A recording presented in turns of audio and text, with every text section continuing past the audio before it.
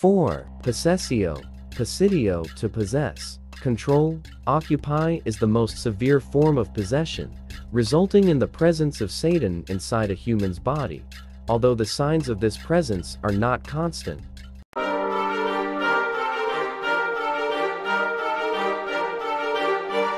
How Satan controls humans. The power of Satan grips human lives in various ways, often unnoticed. Satan's efforts to ensnare people into a union with evil spirits to oppose God are characteristic of his mission. Unfortunately, not everyone is concerned about this. There's a common view that possession is the only form of Satan's control.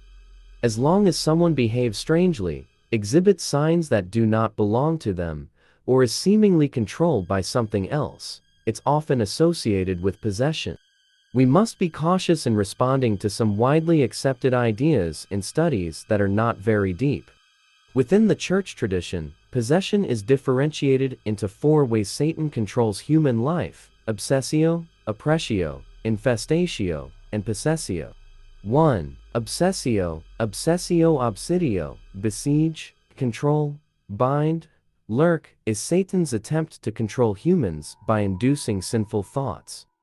Father Amorth states that these are obsessive thoughts, often absurd, but individuals are unable to free themselves, causing constant distress, torment, and extreme exhaustion. Obsessio often leads people towards suicide.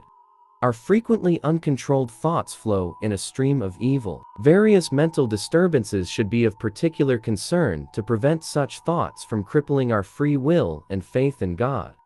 Moral considerations and the voice of conscience are no longer heard. Unfortunately, many people are not sensitive to this. 2. Oppressio, opprimo, oppress, weaken, destroy, hold tightly without release refers to various physical torments in the form of sporadic, uncommon suffering that affects bodily health, movement, emotions, and relationships with others. Oppressio events are frequently witnessed in daily life, such as sudden and medically unexplained illnesses. This can happen in 2 ways. First, the evil power directly torments the person. Second, certain individuals witch doctors exploit the evil spirit to torment someone specific. Usually, the torment is excruciating and can even bring the individual to the brink of death. Some individuals are able to counteract the workings of such evil powers. 3. Infestatio, infesto, damage, attack, make unsafe is stronger than oppressio. Evil spirits typically work within a person and bind their freedom to act according to their will. The initial approach is to damage what is essential within the individual, namely, their free will to act and their faith in God. This aligns with what Adolf Rodwick says in his book, Demonischen Apatani Jizzi, that Satan hypnotizes people and controls the actions of those possessed. In this context, the state of infestatio differs from possessio. Therefore, it's not uncommon to hear numerous testimonies of individuals committing wrongdoing without awareness, to the point that they can't remember what they did, and wonder why others consider them at fault.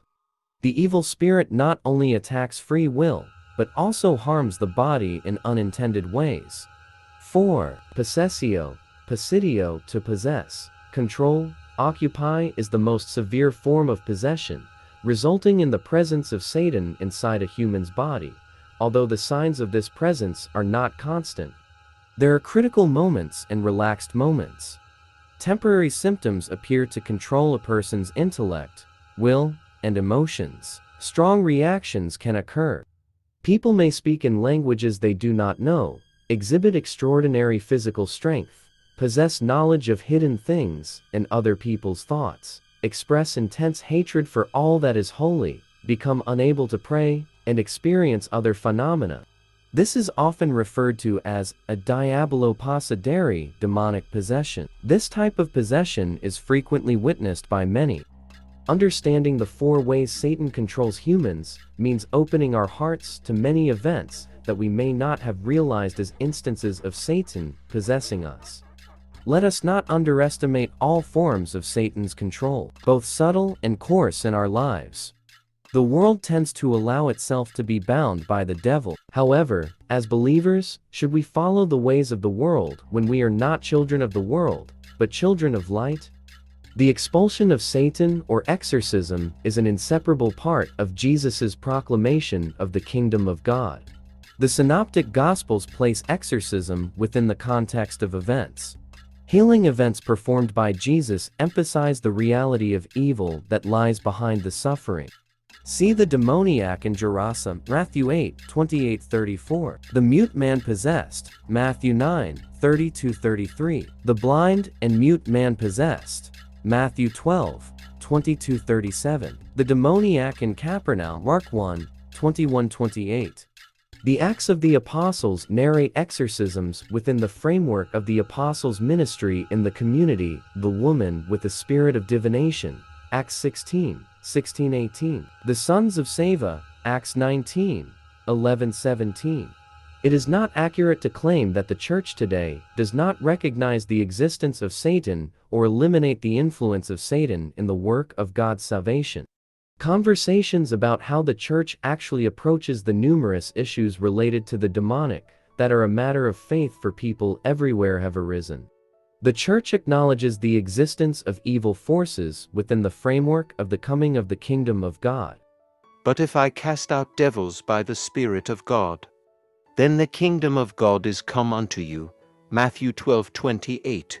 The expulsion of Satan is part of Jesus' miracles, especially in the miracles of healing, love, and God's care. All miracles of deliverance from evil should bring people closer to God. The key is that every person should pray, "Deliver us from evil," part of the Lord's Prayer. See Matthew 6:13. Therefore, it is important for us to understand what the scriptures say about Satan and how Jesus approaches him. Jesus remains paramount and exceptional in the struggles of the faithful. Human life in the world means living in constant warfare against the influence of Satan, as the world is understood as the stage of human history, marked by its activities, its failures and successes, which are believed to be the creation of God, who fell into the slavery of Satan, but was liberated by Christ. The most important point here is, faith in Jesus Christ is the only way of exorcism.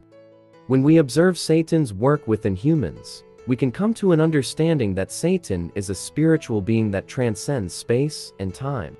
Satan's work is not confined to the limits of individual substances. Therefore, he can easily enter and exit humans and animals. If Satan is free from space and time, it means his range of motion is extensive and beyond human comprehension.